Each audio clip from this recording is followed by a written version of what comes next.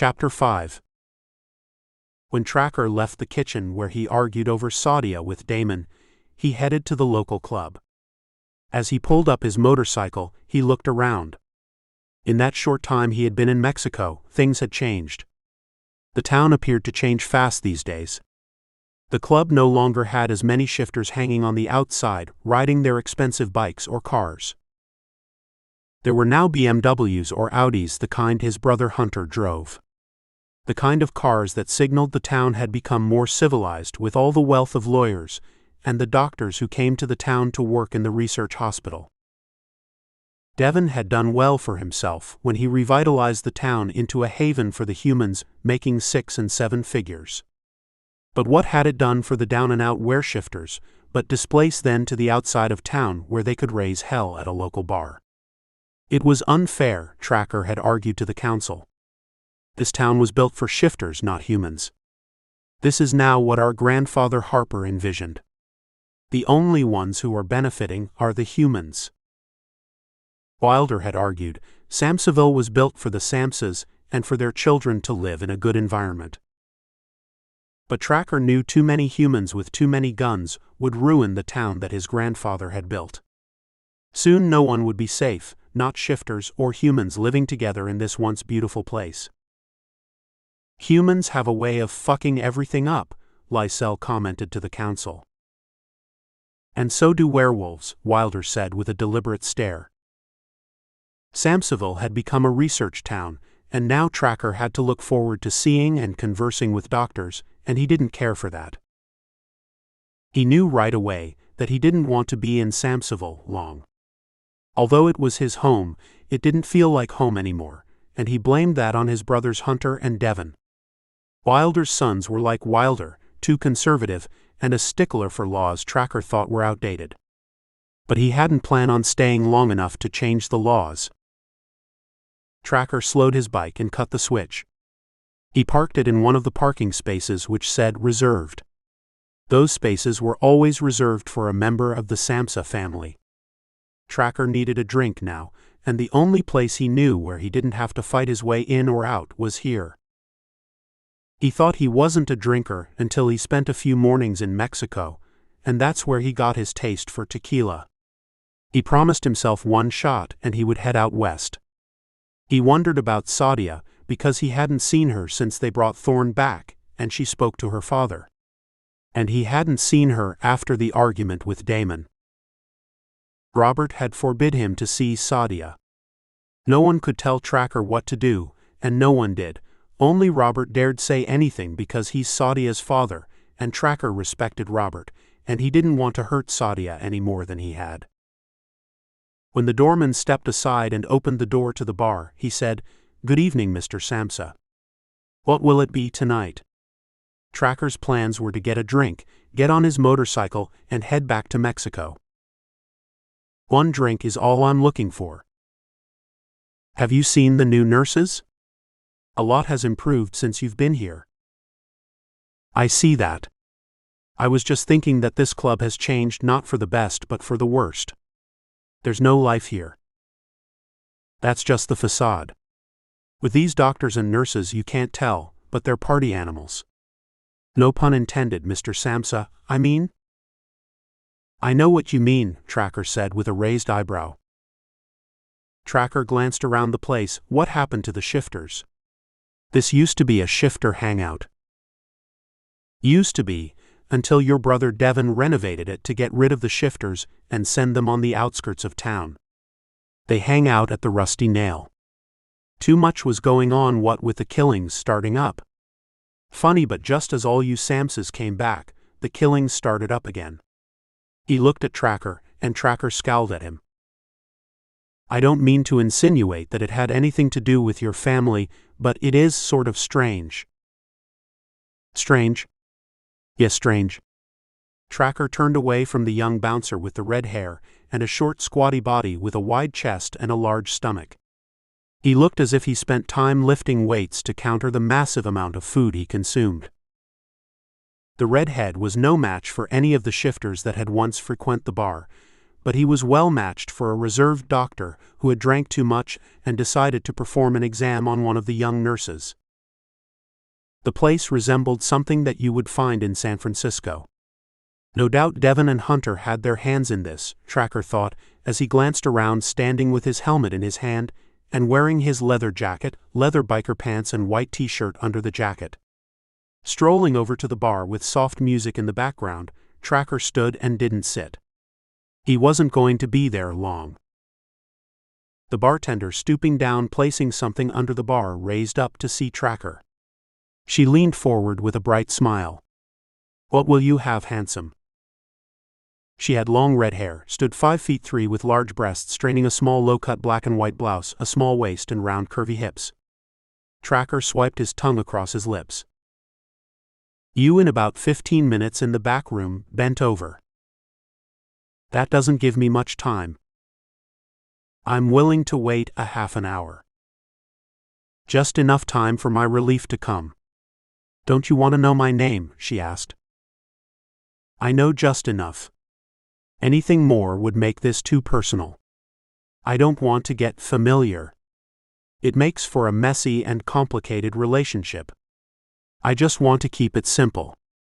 We go in the back or to your place, or I get a hotel room, and we fuck until dawn and we never have to see each other again. Just plain old lust and sex. Do you have a problem with that?" "No. But I know your name, Mr. Samsa." "Well, that may complicate things. In that case, I'll have one tequila shot." As Tracker waited, the door opened, and he turned to look at the woman and man strolling in. They were dressed in uniforms. It was a doctor and nurse discussing shop. But it wasn't seeing a doctor and a nurse deep in talk which made him turn around, it was the voice. The female's voice. Low and sexy and seductive. He could still hear her whispering in his ear the last time they were together. "Fuck me, Tracker. Fuck me hard and never stop." He had heard that voice in his sleep and in his dreams. It was Sadia's voice. He could never forget it. The couple continued to the back and sat in a booth to Tracker's right. After taking a shot of the liquor, Tracker turned and watched at Sadia until she sat, and the man sat beside her. Tracker had a hard-on, and he didn't know if it was because of Sadia or because he was being threatened by another male. The wolf in him wanted to tear the human apart. But he somehow kept it at bay. They were still in their uniforms, he and Sadia. She in her blues, and the doctor sitting with his white coat with his name printed on front, as if anyone would miss that he's some kind of doctor, Tracker thought. The jealous nature he inherited and couldn't deny had reared its ugly head, and he couldn't control it. When the doctor pushed in closer to Sadia and placed his arm on the leather frame behind her, she glanced at him with a closed smile. Tracker thought about walking out, and he even made a gesture as if he would turn and leave. But he turned the opposite way and strutted in Sadia's direction. She was his and he would claim her if just for this night, and he would leave. At least that was his plan. He stood in front of their booth with his head raised high with the smirk of an arrogant ass who had just lost something he claimed he didn't want, but knew all along that he was fooling himself. Fooling his mind and fooling his body. Sadia glanced up at the tall figure standing before her table. She had seen Tracker at the bar. Who in this town and at this club would dress like him? Only Tracker would dress in this manner since the town turned conservative, and most of the shifters had left or conformed. "Mr. Samsa, this is Dr. Stringer." The doctor, a lean and hungry-looking human, appeared to be nervous. He didn't look like Sadia's type. Her type was the strong, tall, muscular, self-assured, handsome werewolf standing before her, but nonetheless she sat with him smiling broadly, and she allowed him get close to her. "It's a pleasure to meet you, Mr. Samsa." He stood to shake Tracker's hand, but Tracker's eyes were on Sadia, and feeling that Tracker was unfriendly, the doctor retreated back to his seat and took Sadia's hand. This in turn upset Tracker. His thick eyebrow raised and his teeth gritted. His hands curled into fist to his side. Tracker's eyes narrowed, his mouth tightened and his jaw stiffened. He slanted his head, and for the first time his eyes met the doctor's. Did Sadia inform you that I'm her fiancé? Immediately, the doctor's hand moved ever so slowly from the top of Sadia's hand. He knew Tracker was a shifter, and he knew Tracker owned the town, and he knew that if he wanted to stay in the town or remain alive, he had to respect the Samsas, and taking one of their women wouldn't be a good career move. I'm not engaged to you, Sadia protested loudly above the piano music that had taken the place of a live DJ. I've moved on with my life. Tracker and Sadia hadn't noticed then that the doctor had eased out of his seat near Sadia and crept through the door without ordering a much-needed drink for the night. Your life belongs to me. I'm your mate. And Tracker reached over and took Sadia by the wrist and pulled her up. He lifted her over his shoulder, she went quietly, and he marched through the club as the whispers increased, then through the open door as if he was carrying a sack of potatoes. He strolled through the crowded club with Sadia over his shoulder, and hardly anyone protested. It was his town, and what could they say without repercussions, and she was the research doctor's daughter, and the word around town was that they had been promised to each other since they were children. What was there to say or do, except mind their own business? The Samsas were also known for their generosity and calm natures and clear heads around humans. The Samsas had protected the town from gangs of shifters who threatened the calmness and civility of the humans, and given them needed jobs, so they turned their heads when they saw two young shifters argue over who loved whom. And one being a Samsa. They saw that they were in love, and why should they interfere with what they thought was a mating ritual they didn't understand? After all, humans did far worse things in public than carrying their women out on their shoulders. When Tracker reached the front of the club, he placed Sadia on her feet. She pushed Tracker in his wide hard chest. See what you did. You ran off the only man in town that would date me. He was the only one not afraid of you. Then he's a fool. Tracker smirked and twitched his mouth to the side. He looked frightened to me, but then I don't know what frightens men. It seems everything, he said with a loud laugh. Sadia turned and walked away down the sidewalk, past two stores that sold hardware and iPhones. Before she could get any further, Tracker caught up to her. You can't walk home this time of night. Why not? Because I'm going to take you home. My father is home and he hates you. I know, but I love his daughter. When did you discover that? Just now, Tracker said, stopping Sadia by standing in front of her. Well, that's not good enough. And she pulled away and walked around him, and continued her stroll up the street amid the dim lights of the street lamps. When she reached a hill, she heard the roar of Tracker's motorcycle. Do I have to come and get you, or are you going to come quietly? Sadia stopped and looked at Tracker. I see you want it the hard way. And he chuckled at his own words. Sadia, on the other hand, didn't find anything the least bit funny. She turned and crossed the street in front of the bike. As Tracker placed the stand of his bike down and moved his leg across, Sadia gave in and he helped her on the back of the bike. What am I to tell my father? Tell him that you had to pull a double shift. She swiveled around and looked at him. It's not exactly a lie, Tracker said, as a mischievous grin crossed his mouth. He started his bike, gave Sadia the helmet, and took off west down Main Street. Where are you taking me? To Hunter's old apartment. He neglected to tell Sadia that it was the place where two young lion shifters had lost their lives. He neglected to tell her several things. Tracker zoomed up the street and down another, and in 10 minutes they were parked at the apartment. It was one of the first new apartments built in the town. A lot of care had been taken to make it the best place for professionals to stay, and then bring their families until they had proven themselves, and moved up to the houses being built by Devon and Hunter. I don't know how this is going to work out, Sadia said. It appears to be working out okay, Tracker said, as he opened the gate to the spacious apartments with their own patio and own small pool. This palace has a wonderful view. When you wake up in the morning in my arms, you'll see the mountains in a distance and the sun rising.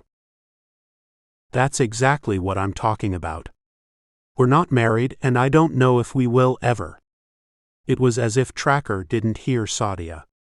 He took her hand and led her through the modern apartment with its new carpet and new coat of paint on the walls. Now here's the bed. She walked up and watched at him. Do you expect me to sleep with you? Then why are you here? I thought maybe we could come to an understanding about you and me. Her voice cool and leading. We have an understanding. You're mine and no one can have you or touch you, Tracker said. His voice seductive. Taking off his shirt, then reaching for his boots and kicking them to the side. Sit down. You make me nervous. I don't want you shifting into that blonde. He leaned over, reaching for her hand. I thought you liked blondes, Sadia said. Her voice low and tempting. I do, but not tonight. I want heat. The kind only a war-female can give me. Sadia cocked her head to the side and ran her long tongue across her bottom lip. She opened her mouth and made a circle. That action gave Tracker a serious hard-on. It almost embarrassed him. It was never his intentions to let Sadia see how much she affected him. Sitting near Tracker, she smiled at him. You're afraid I'll know how much you want me. How much you enjoy what I do to you, and how much you want to be with me. Why do you keep fighting yourself? She said, raking her fingers through his hair. Tracker's eyes closed and his head swung back. His breathing intensified. She cupped his full manhood, stroking it as she talked to him. It was then you discovered me. A war-female who can satisfy your wolf. You can fuck me like a shifter, and who can satisfy your dreams of being with a human female. If I remember correctly, that's why you didn't marry me. Because I wasn't a human, she whispered into his ear. Tracker's eyes opened when she placed her lips over his cock. That was then. This is now, he said, breathless. He watched her as she gave him an amazing blowjob. With Sadia on her knees, with the moon bright and full and Tracker bursting ready to come in Sadia's mouth, he reached and pulled away. Not now. I want to enjoy this moment. I need you to be naked. She glanced up at him, her mouth poised and ready to give him his first orgasm of the night. She knew there would be many before the morning. And if he left her, which she had no doubt about that, she would make it hard for him to go. He helped her pull her top off, where he buried his face into her breasts. He raised up and looked into her face. I don't remember your breasts being that large. Don't tell me you can change the size of them without shifting your body. She shook her head up and down with a twinkle in her eyes and shot him a closed smile. Yes. You are full of surprises. You don't know just how much, she murmured. He didn't hear her because